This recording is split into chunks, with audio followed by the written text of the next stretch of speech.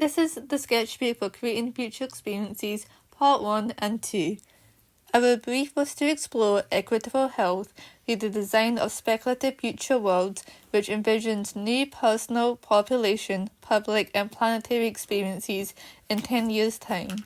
We were to focus on life-centered design and its impact on wider systems of health. My group was Planetary Civic. We started by creating a group mind map in relation to the donor economic categories. We then split the donor economic topics, each researching the areas we found the most interesting. Mine was social and political. Some areas was the decline of third spaces and echo chambers in political polarization. I researched mainly using government websites and organizations. My Steepit cards refers to connecting beyond walls. Third spaces refers to social settings beyond the home, first space, and work, or school, second space. Our group then arranged our cards into groups of similar topics like digital communities and hostile consequences, suggesting links between each one. Our research was rich and covered a range of topics, allowing us to extract opportunities like passing down future knowledge. Some of the interesting insights was A Digital Nation by AI Governments, Hacker Chaos, Radical Nature's War over Environment and Species, and Tiny Gardening. We were also very interested in a nature tax as well, for the lack of biodiversity. Unintended consequence workshop with and then was helpful in designing for the long term, thinking about ripple effects and how making one small change has a first, second, and third world effect. We grouped different stakeholders and how different aspects can impact them. We applied the first, second, third world thinking into learning from TKIC knowledge, and we picked our 3 favorite third world effects. This became our 3 headlines: Wild in Wall Street, Locked Off, and Would You Eat Me Now? We made a short film for Wild in Wall Street, thinking if nature took over the stock market. The exhibit prototyping workshop with Good was helpful as we made a value position, focusing on the feeling we wanted our exhibit to give. We then thought about how to bring nature back into civic environment, which was developed through the polluter plays principle from our Steepit card research. We wanted to develop an eco-debt token for when people buy items that are non-eco-friendly. We were also interested in developing a third space where knowledge and community could thrive.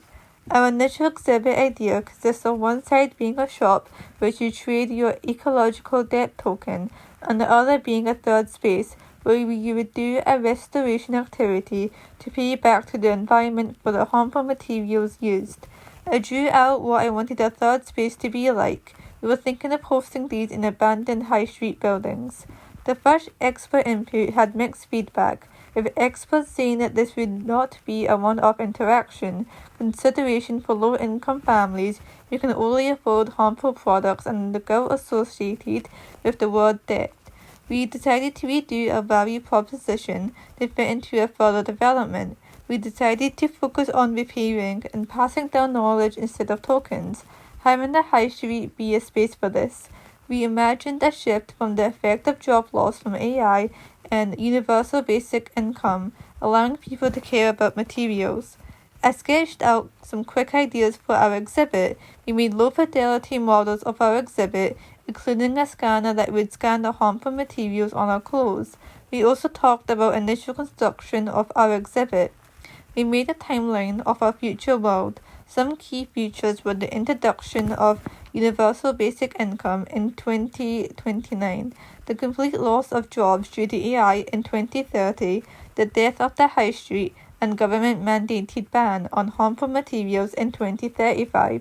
With feedback from our tutors, we decided there was too many complex components and niched down to microplastics and similar harmful materials that have a chronic health impact, providing the public with a restoration framework where the personal items can be analysed for toxins and to coat, protect and seal the damage and impact, giving a product a new cycle. Our initial idea was to have a treatment centre for our exhibit, showcasing the story of Allison and her jumper that she is treating given by her mother. I did some personas for our group. focusing on the sentimental value of the objects and the different viewpoints one may have, some being reluctant while others embracing this and finding new job roles with the centres. We decided to research more on the potential health hazards materials can have, especially synthetic fibres. Some aspects was respiratory impacts, with microplastics already being found in our blood, brain, testicles, stomach, and bones. To simplify this even further, our final narrative of our future world focuses on 3 acts. Act 1 being the loss of jobs due to AI, Act 2 being the rise of harmful material illnesses and diseases, and Act 3 being treatment centres and new material culture. Our exhibit will consist of a body made from different types of harmful materials, mainly textiles. It would be an optical illusion, hopefully drawing the audience into the exhibit. There would be also treated artifacts from our personas to communicate the value of treatment through storytelling. Part 2 of this project was me developing my individual direction. I decided to start with asking, what if? Looking back to our microplastic research, my initial ideas included cultural clothes based on Pacific biosphere land and ecological data capturing using cyanotypes, which uses sunlight to develop and reacts to water temperatures. From tutorial feedback, I needed to focus back on harmful materials and not get too caught up on a process. I needed to develop an experience of more value to a future world. I then mind mapped other potential areas I could focus on, harmful materials like synthetic fibers. The system scenario prototyping workshop was really helpful as a group pushed me mapped aspects of our future world like infrastructure, relationships, and decisions. I was to develop a system scenario plot using an infrastructure and people, mine being home and family. I looked at family tensions, focusing on communication through weaving. I also researched different family dynamics like authoritarian, pessimistic, and avoidant. I practiced my weaving before weaving my prop. The scenario showcases using weaving, which is usually a sign of family pride, to use it as a tool to identify how family members are feeling. The weave is something the family would add to during the day, the colours representing feelings. Hopefully this would foster open communication between family members.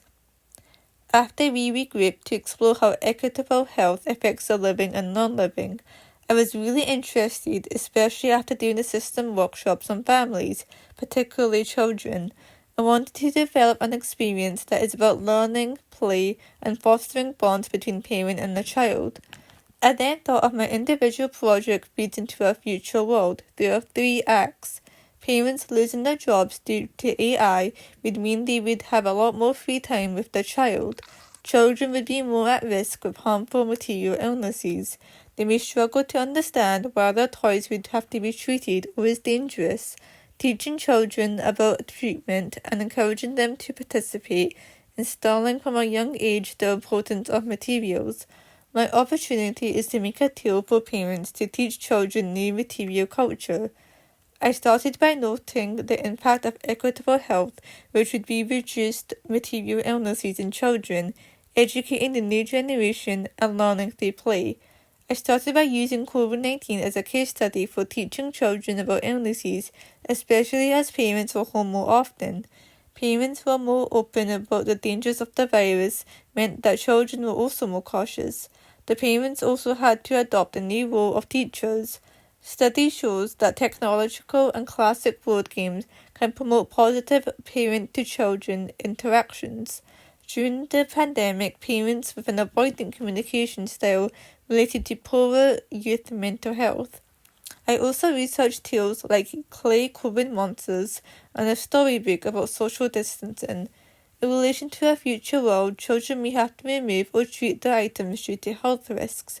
It was important to me that I recognise the emotional attachment that children may have to their items, with 60 to 70% forming attachment to objects.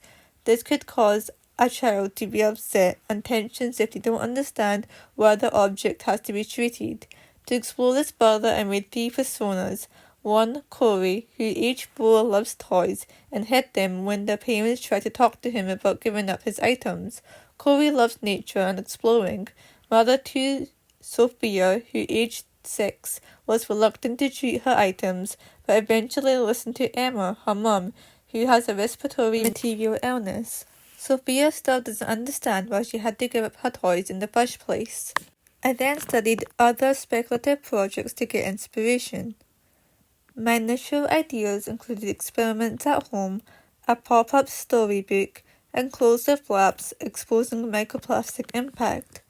My chosen direction was a card game that would make learning about materials easier and fun, something that can be used over and over again.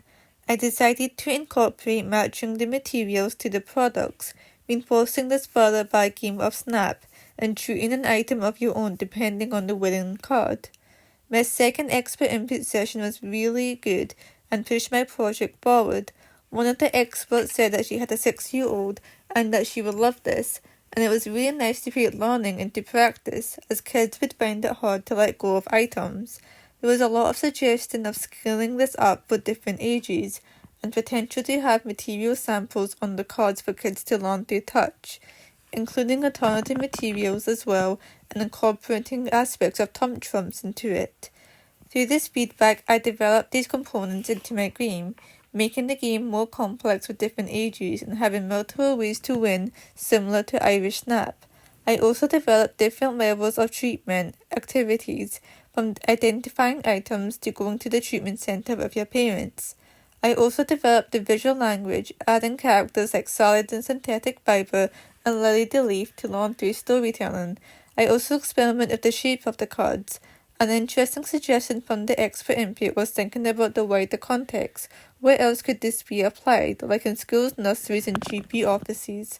I role-played the initial scenario of a parent asking a child to take away the toy to be treated or removed, and wanted to convey the potential nuances and tensions that may arise.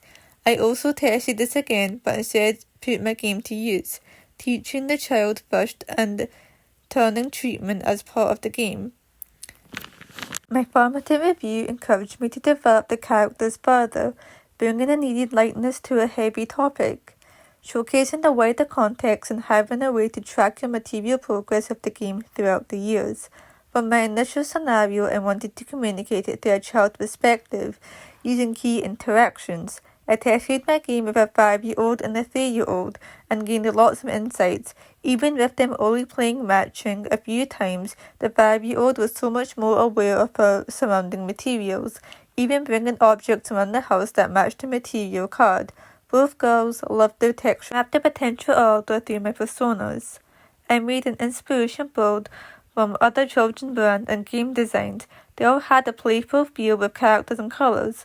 I wanted mine to feel like this too. I decided on the name What's It Made Of, as it was catchy and communicated the purpose of the game.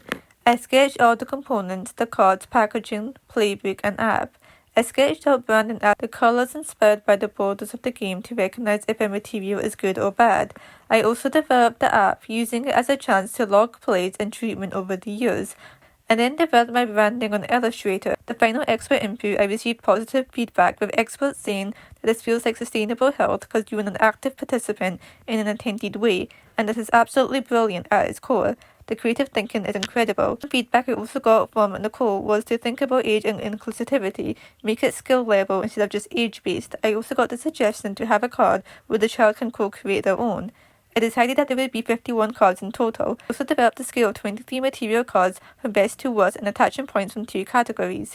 For my final review, I got the suggestion from Rachel to make the harmful materials into monster characters. I chose the characters to develop into final cards. I also simplified the point system into a 1 to 10 equal effect category. I did some different iterations of the cards with different backs and layouts. I also made all the other components, including custom illustrations, using the characters to explain the gameplay. During the final expert input, I showed a video of the children testing their initial model. They really enjoyed it, and this communicated the value of the game. I made a final short film using my cards to show the gameplay throughout the years, from playing with mum to friends. In the future world where unsafe materials harm children's health, what it's made of builds material intelligence from an early age. This shift changes how future generations see materials, one game at a time. I really enjoyed this project. Thank you.